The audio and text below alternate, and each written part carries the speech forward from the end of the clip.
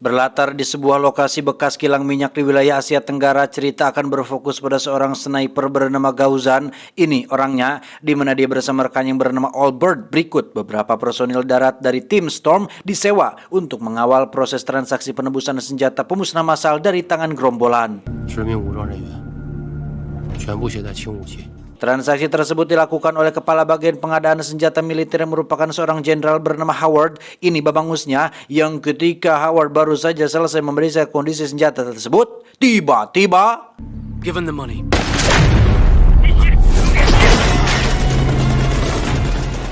ya, komandan pasukan darat pun memilih untuk menarik mundur pasukannya, sementara Gauzan dan Albert berusaha keluar dari tekanan sniper brewok yang diam-diam telah menyadap komunikasi antara mereka. Tetapi sayang, usaha tersebut berhasil digagalkan oleh serangan brutal dari satu unit robot penghancur.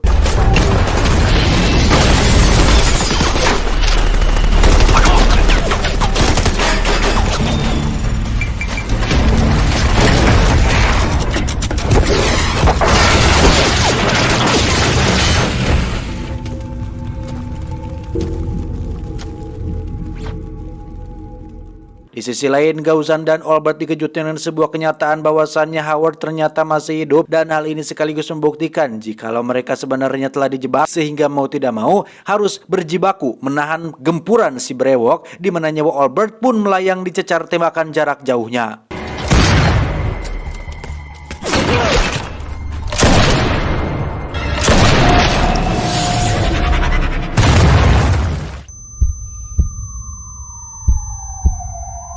Kondisi yang dialami Gauzan pasca kejadian itu memaksa tim medis melarikan dia ke rumah sakit. Namun di perjalanan mereka dihentikan oleh atasan Gauzan yang sekonyong-konyong menuduhnya telah berkhianat, di mana hal ini dibuktikan dengan adanya transferan uang sebanyak $400.000 ke dalam rekening Gauzan. Namun karena mereka tak merasa bersalah, Gauzan pun bangkit melawan si atasan yang tiba-tiba menyerangnya.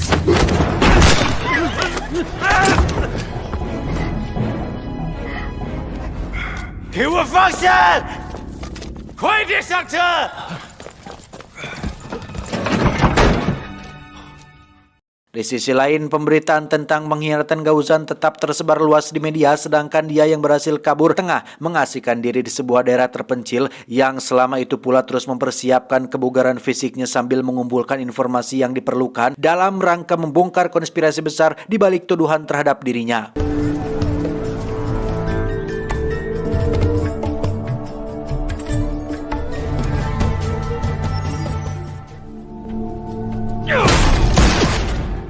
Adegan pun berpindah ke sebuah gedung di mana para ilmuwan dari salah satu perusahaan yang bergerak di bidang energi sedang mengadakan konversi terkait inovasi yang akan mereka kembangkan. Namun di sisi lain telah datang juga sosok eksekutor pada peristiwa penyerangan tadi, kita sebut saja Swang, yang tujuan pertama kedatangan di sini adalah untuk mengacaukan situasi. Dan ya, para petugas pengamanan pun berhasil dibuatnya amburadul, sehingga terungkaplah bahwa Swang ternyata orang kepercayaan kedua Howard setelah si brewok yang kali ini ditugaskan untuk menculik para ilmuwan-ilmuwan tersebut.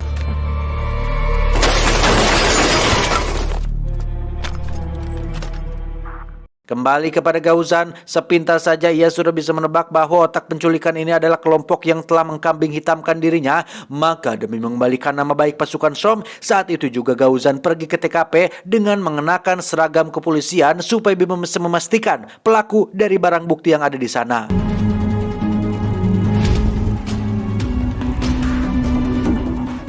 Tak berselang lama, ia pun menemukan proyektil peluru dari sebuah bekas tembakan, yang mana dengan penemuan ini sudah cukup untuk dijadikan petunjuk berikutnya. Namun sayang, posisi Gauzan harus terbojokkan dengan kedatangan dua polisi sungguhan yang tak ada lagi jalan keluar untuk menghindarinya kecuali dengan cara melumpuhkan mereka satu persatu.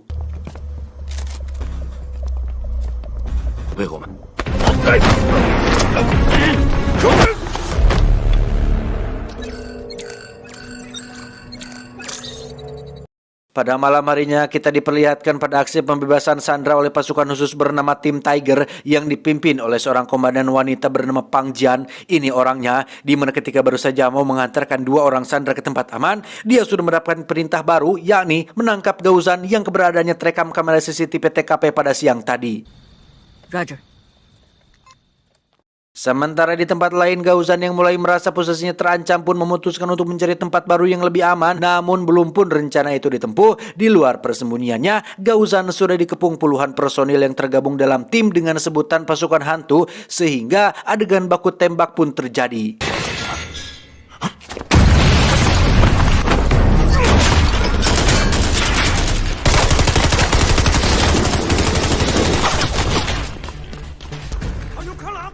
Gauzan terbukti mampu melumpuhkan gempuran musuh walau sedikit mengalami kerepotan. Bagaimana tidak, dia yang seorang diri bahkan harus berhadapan langsung dengan komandan tim hantu sekaligus, yaitu si Swang, sebelum akhirnya Gauzan terpaksa menjatuhkan dirinya untuk menghindari sebuah ledakan haranat.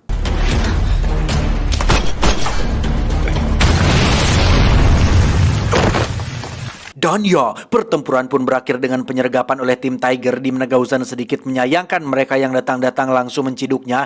Padahal di sisi lain, Pang Jian sendiri sadar jika Gauzan adalah mantan komandannya saat masih berada dalam satu kesatuan tim Storm dulu. Saat dalam perjalanan pesawat, terlihat raut emosi dari wajah Pang Jian yang sejauh ini masih terpengaruh dengan isu pengkhianatan Gauzan, dan jelas tak terima ketika mengetahui jika Albert pun ikut terbunuh karenanya. Dia yang terbawa emosi pun langsung menyerang. Untungnya Gauzan mampu membalikan keadaan dan berhasil melepaskan diri di sebuah pulau terpencil.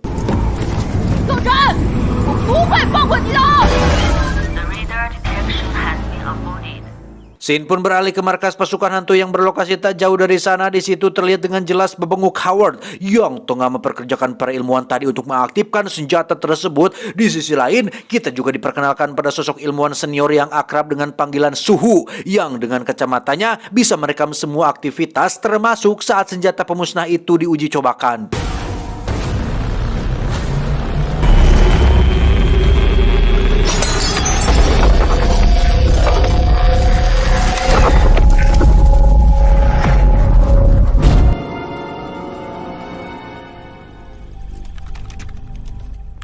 Hasil uji coba memang cukup memuaskan, akan tetapi di sini Howard tetap tidak memulangkan para ilmuwan seperti yang dijanjikan. Artinya, mereka akan tetap ditahan hingga klien akan membeli senjatanya datang. Namun pantauan radar mereka justru memperlihatkan kedatangan tim Tiger yang akhirnya memilih mengikuti jejak Gauzan, sehingga pasukan hantu pun dikerahkan untuk menghabisi mereka. No! Yes, sir. Sementara itu, di sebuah bendungan yang merupakan pintu masuk menuju markas tersebut, terlihat beberapa anggota pasukan hantu tengah berjaga, sedangkan Gauzan yang sedari tadi mengawasi posisi, lengah mereka di balik hutan, berhasil melumpuhkan 3 personil musuh dalam tempo yang sangat singkat.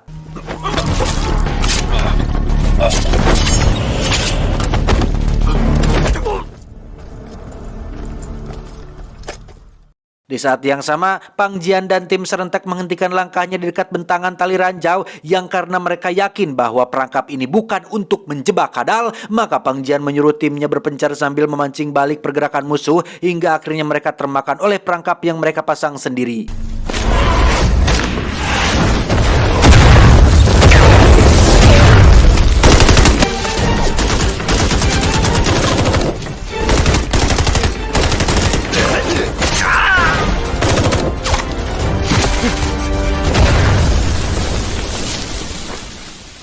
Pertempuran pun tak terhindarkan lagi, namun nasib naas dialami oleh salah satu anggota tim Tiger yang karena itu Pang Jian terpaksa menarik mundur pasukannya sambil memikirkan strategi penyerangan berikutnya.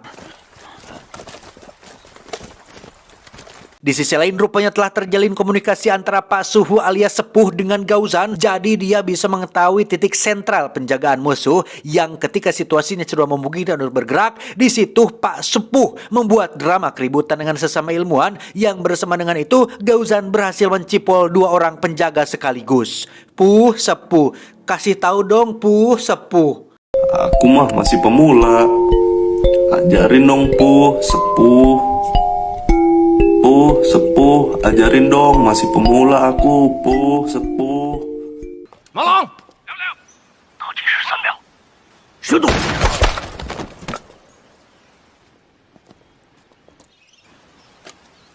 Singkatnya, Pak Sepuh beserta rekan-rekan sudah berada di dalam hutan dan tanpa fokus dulu pada bukti rekaman pada kacamatanya tersebut, Pak Suhu lantas disuruh Gauzan pergi dari sana secepatnya, sedangkan Gauzan sendiri akan membantu tim Tiger yang kini malah jadi sasaran musuh.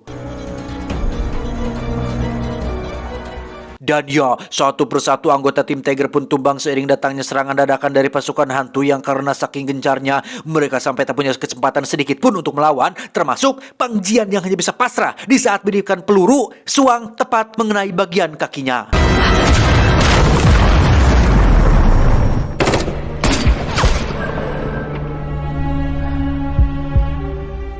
Dua anggota tim Tiger ditangkap hidup-hidup. Mereka adalah Jen dan Bolin. Ini bebenguknya. Sementara Pang Jian berhasil dievakuasi oleh Gaozan ke suatu tempat untuk diobati. Namun sampai sejauh itu, Pang Jian nampak masih memendam kekecewaan besar, sehingga akhirnya Gaozan pun menegaskan bahwa bukan dia pelakunya, karena walau bagaimanapun Albert adalah rekan setim yang sudah dianggap saudaranya sendiri.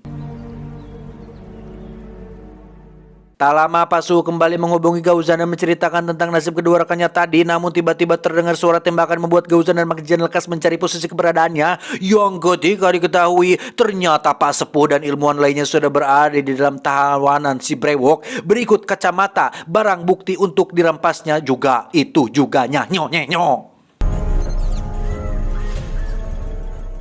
Dari situ Gaozan berusaha mengancam si brewok supaya tidak berani bertindak macam-macam, meski yang terjadi kemudian justru sebaliknya, di mana Pak Suhu akhirnya dieksekusi secara brutal dan tanpa rasa belas kasihan.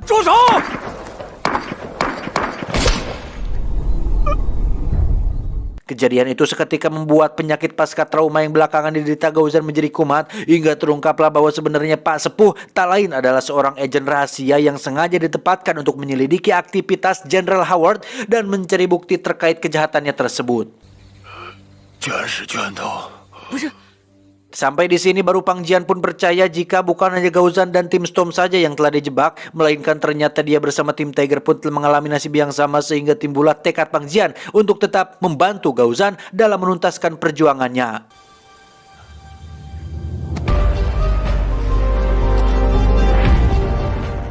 Singkat cerita, malam pun tiba. Gaozan menyelinap ke markas pasukan hantu sambil mengamati properti yang ada di sana. Sementara di sisi lain Pang Jian terfokus pada pembebasan Jen dan Bolin terlebih dahulu, sebelum akhirnya mereka bisa bersatu untuk menjalankan misi berikutnya. Di saat yang sama, Howard terlihat sedang menghubungi kliennya, di mana pembelian senjata pemusnah akan dibayar lunas setelah dilakukan uji kelayakan terlebih dahulu, yang dengan keserakahannya Howard pun menyetujui permintaan tersebut meski harus mengorbankan warga satu kota untuk jadi objek percobaan. Sementara itu, Gaozan dan Pang Jian sudah berada di sebuah gudang tempat penyimpanan senjata, yang mana terdapat juga unit robot yang sempat pasukan hantu gunakan pada aksi pembantaian waktu itu, hingga muncul sebuah ide cemerlang dari Pang Jian untuk kembali pada mengaktifkannya.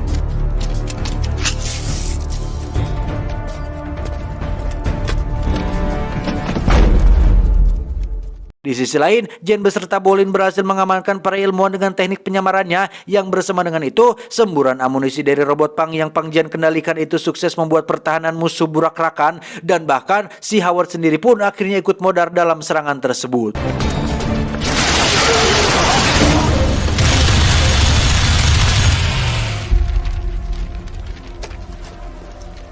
Kembali pada si brewok yang dari bebunguknya terpancar ekspresi kemurkaan yang hakiki, lalu diperintahkanlah anak buahnya untuk mengubah posisi keberadaan Gaozan dan Pang Jian, yang ketika mereka sampai di dalam zona penyimpanan peralatan, tiba-tiba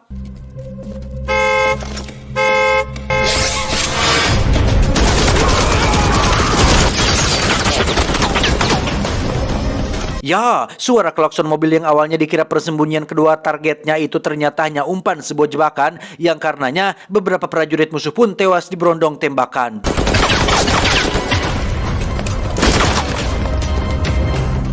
Hal serupa juga terjadi di ruangan yang berbeda, di mana teknik gerilya yang diperagakan musuh terlihat seolah-olah lemah syahwat karena terbukti mampu digagalkan oleh jebakan demi jebakan brilian yang Gaozan dan Pang Jian pasang sebelumnya.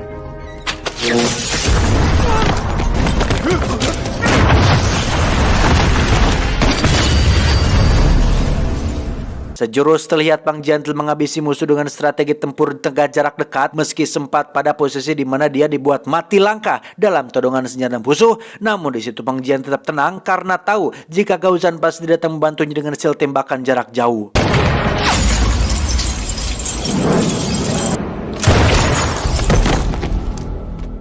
Pasca ledakan granat yang menghempaskan tubuh Suang, kini dia kembali bangkit untuk melanjutkan pencarian targetnya hingga akhirnya dia berhasil menemukan Pang Jian dan duel sengit antara mereka pun tak terhindarkan lagi.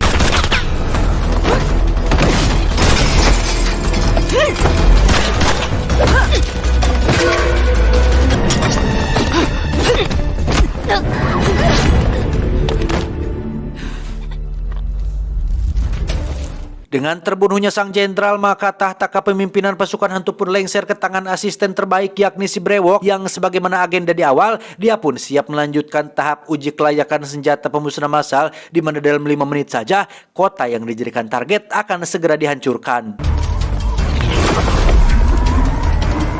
Sejalan dengan itu, si Brewok kembali untuk menuntaskan perhitungan dengan Gaozan, sementara Pang Jian bersama para ilmuwan berusaha mencari cara bagaimana menghentikan senjata permusnahnya, yang dalam hal ini tak ada cara lain kecuali dengan menghancurkan bagian tengah dari selongsong senjata tersebut, dan Pang Jian nekat pergi untuk mencobanya. Di sisi lain, adu mekanik antara Gaozan dan si Brewok sedang pada level sengit-sengitnya, meski dengan stamina mereka yang mulai menurun memaksa pertempuran beralih ke mode jarak jauh, dan berkat celah saluran pipa yang sempat diamati di awal, akhirnya si Brewok pun dapat dilumpuhkan dengan cara seperti ini.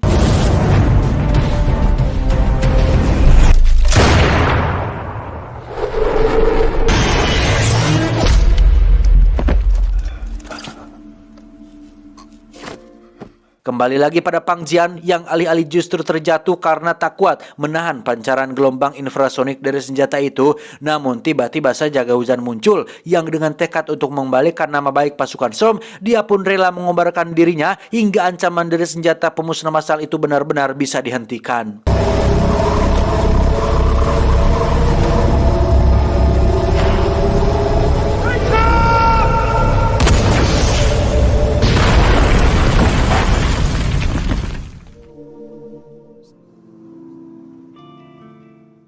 Tamat ending yang cukup membagongkan. Cuau, cuau, cuau.